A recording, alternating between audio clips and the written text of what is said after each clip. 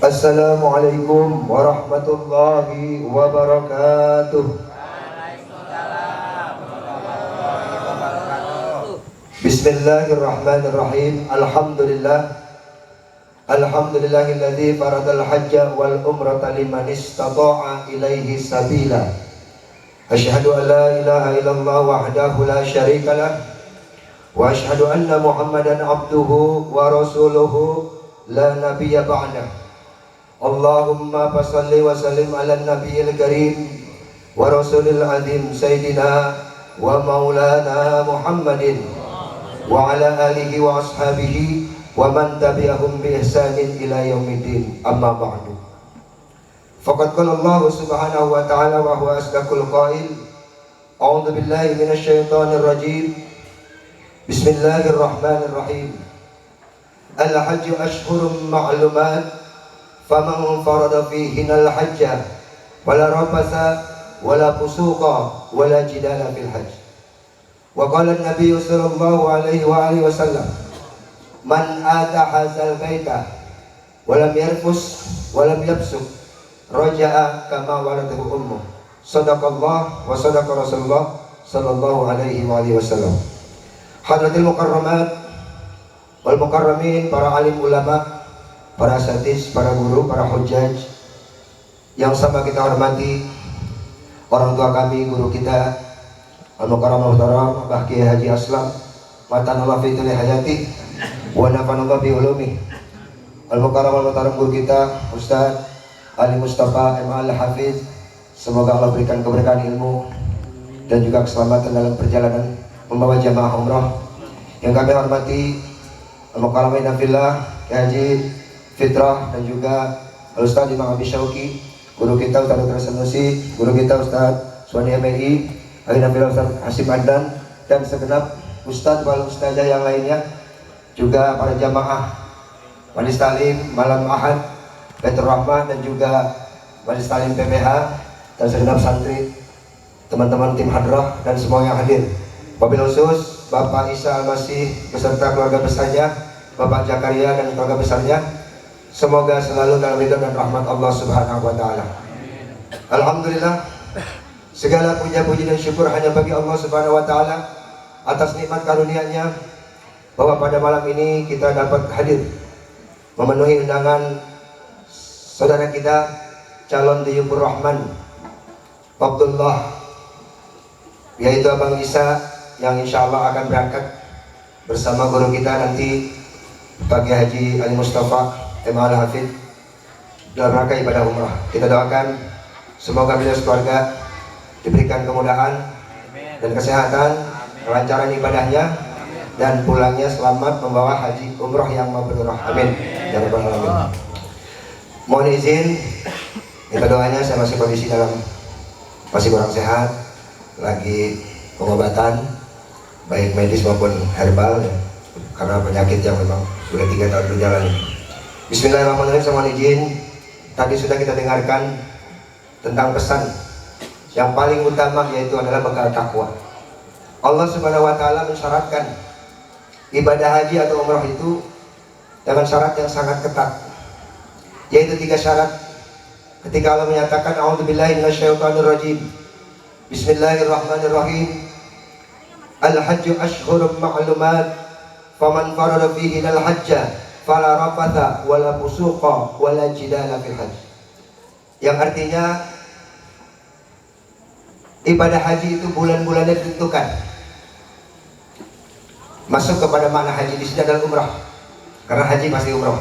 Walaupun kalau umrah berarti belum haji, tapi haji pasti umrah. Maka haji atau umrah itu, untuk haji bulan ditentukan. Biasanya dari bulan Ramadan, Dzulqa'dah, Syawal, Dzulqa'dah, Dzulhijjah itu sudah mulai.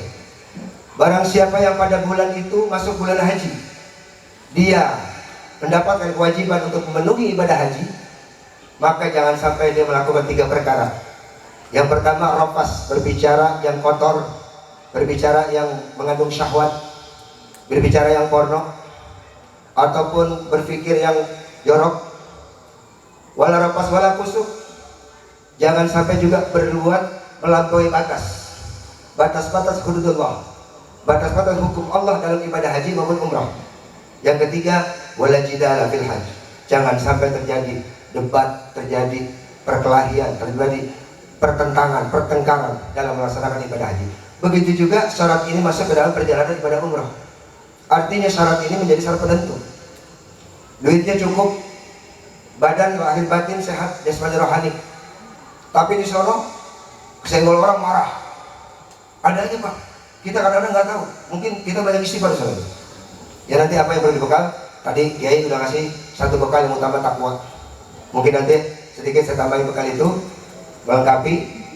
Yang pertama, apa yang kita bawa ke sana? Sadarilah, bukan duit, bukan harta, bukan pangkat, bukan jabatan, tapi yang paling banyak kita bawa dari rumah kita, dari kampung kita, dari negara kita ini dosa.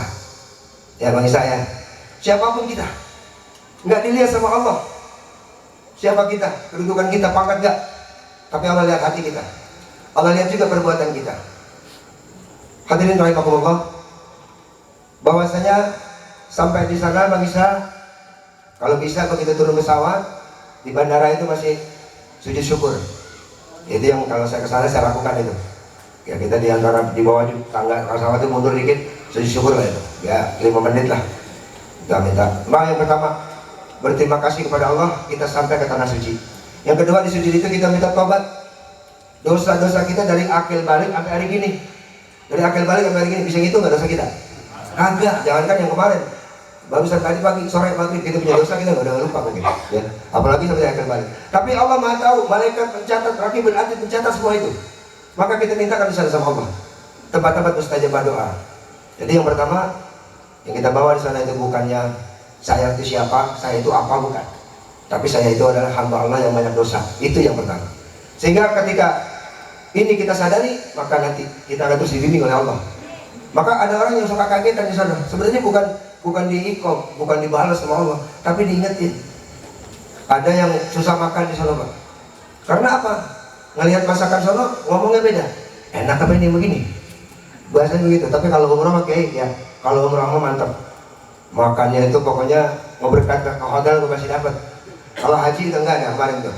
Tapi tahun ini hajinya luar biasa. Makan itu 40 kali, 2 kali makan, siang sama malam. Jadi pemerintah udah full ngasih fasilitas. Tapi kalau umrah, wah udah lebih tuh, lebih enak. Catering kalau umrah ya. Kalau haji itu pakai omprengan, nasi omprengan dari maktab gitu. Jadi bukan karena itu ya, tapi niat kita takwanya disertai di awal dengan penghapusan dosa. I'tiraf kita, ngaku sama Allah kita banyak dosa sama anak, sama istri, sama orang tua, mungkin sama tetangga, mungkin dalam anak buah kita, dalam pekerjaan. Ngaku aja sama Allah udah, ya Allah bersihin dosa saya, ampun dosa saya, mudahkan saya dalam melaksanakan ibadah umroh. Nah gitu. Jadi dosa yang pertama. Yang kedua, syukur. Harus kita kuatkan rasa syukur kita kepada Allah, karena tanpa izin Allah nggak nyampe ke sana Bang. Ya, walaupun sebagiannya banyak dari sesama manusia, banyak sebagiannya, tapi tanpa izin Allah kita nggak sampai sana. Kita bersyukur Allah berkenankan kita dipanggil sebagai tamunya. Al-hujjat wal umar wabdullah. Orang berhaji dan orang yang berumrah itu tamunya Allah. Yu'tihim ma sa'alu, Allah akan kasih kalau dia minta. Jadi selalu banyak doa man. Banyak minta doa diampuni dosa diri kita, dosa bini kita, dosa orang tua kita, dosa keluarga kita, saudara kita, jamaah kita semua. Minta diampuni dosa.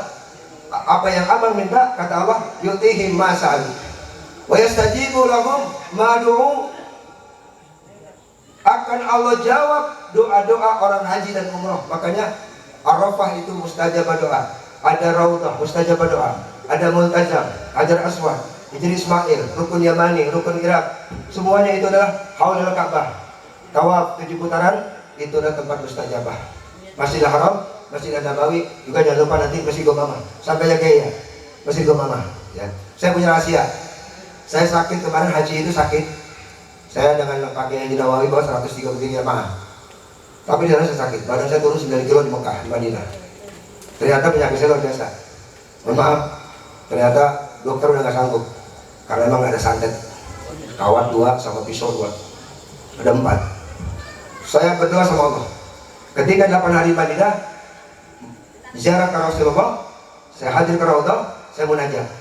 Terus saya lanjutkan hadir di Masjid Gumamah sebelah Masjid Nabawi, kita di rumah baitnya Abu Bakar As-Siddiq radhiyallahu anhu.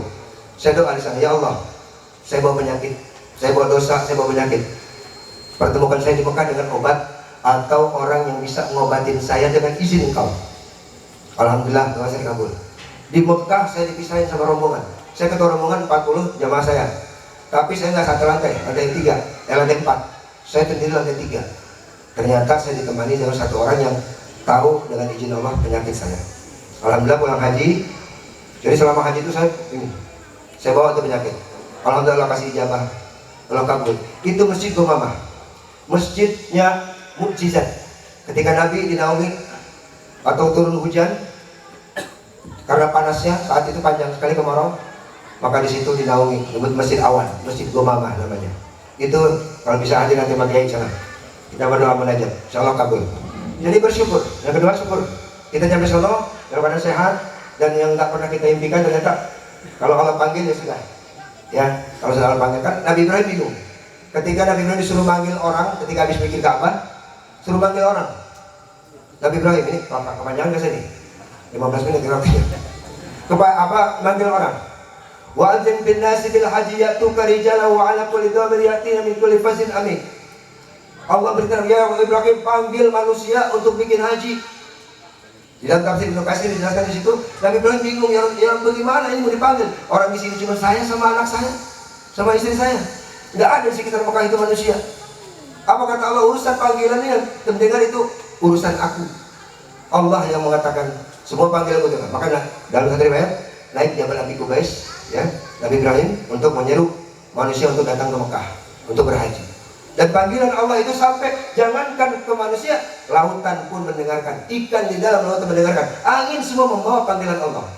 Makanya kalau orang kaya udah cukup hisab, udah cukup hisabnya, hartanya cukup, badannya sehat kakar, dia bilang belum pergi haji, bahkan dia belum dipanggil, budek begitu. Panggilan Allah ikan aja dengar. Panggilan Nabi Ibrahim itu didengar sama ikan di lautan, didengar sama pohon, sama angin semua. Sehingga panggilan Allah masuk ke seluruh penjuru bumi, bahkan ke ruang angkasa sekalipun itu terdengar. Wallahu alam, hanya itu yang harus kita yakini bahwa ini panggilan Allah. Maka bersyukur. Yang ketiga, selain takwa, ingat dosa, syukur. Yang terakhir nih, kamu mau Ustaz Putra, sabar. Karena tadi kalian katakan ujian ini ibadah yang fisik dan mentalnya bareng. Ya, kalau kita habis sakit dikit sholat duduk boleh. Ibaratnya fisik masih dikalahin, boleh duduk kalau bisa diri. Tapi kalau haji memang ya tawaf gitu. Ya, harus jalan, harus melaksanakan sa'i ya, harus, karena fisik harus sama hati dan fisik, sehingga betul-betul kita banyak sabar di sana. Ada hal-hal yang kira-kira kita nggak berkenan, jangan kita timbali, jangan kita emosi, terima aja. Ada apa yang tiba-tiba harus jemput palanya? Ada yang begitu. Contoh di belakang kita lihat orang tuh, gula bed ya. Orang semua tinggi-tinggi pak, kita lagi duduk orang kita kecil. Kalau gula bed kagak pakai celana dia lagi pakai hilang. Biarin aja, ya terima aja kalau jangan sampai begitu mah. Loh, kemarin saya nggak bisa sujud. Saya bawa warisan kursi roda, lantai 1 masih haram penuh, lantai 2 masih haram penuh, lantai 3 masih haram penuh, sama askar suruh ke atas. Akhirnya di paling atas itu masih haram. Bawa kaki-kaki pakai kursi roda saya lipat, kaki-kaki saya pegang, minta bantuin sama jamaah Malaysia tuh, saya bilang bantuin saya ke atas. Di sono nggak bisa sujud, sholat memang nggak ruku juga cuma segini. Kalau saya sujud apa? Pantat cewek di depan. Di depan saya ibu-ibu, kalau di masjid haram kan nyampur, laki-laki perempuan, orang bareng. Untuk orang India itu. Wah, ini nggak beres kalau saya sujud kan? Pantatnya saya sujudin. Nah, akhirnya sujudnya pakai isyarat aja udah. Sampai seperti itu kemarin. Karena waktu haji orang datang nggak keluar lagi. Kalau umrah itu orang datang orang keluar, orang datang orang keluar. Jadi pulang pergi itu berjalan. Kalau haji kan nunggu, terus datang baru musim haji baru pulang semua nanti setelah ibadah haji. Saking itu loh. Tapi ngalamin juga sampai nggak bisa sujud gitu. Nggak dapat tempat sujud. Jangankan tempat yang mungkin segini jaraknya antara kita dengan jamaah di depan ini. Saking penuhnya orang. Jadi yang ketiga, syaratnya Bang Isa, jangan sampai kita terjadi omongan yang kotor. Jangan sampai kita dalam ibadah haji atau umrah itu merasa paling baik, paling tahu, paling ngerti. Arti perbuatan kita akhirnya menimbulkan pasik, perbuatan yang melampaui batas. Dan terakhir, jangan pernah sampai kita berdebat ataupun merasa kita lebih hebat, orang lain kurang hebat.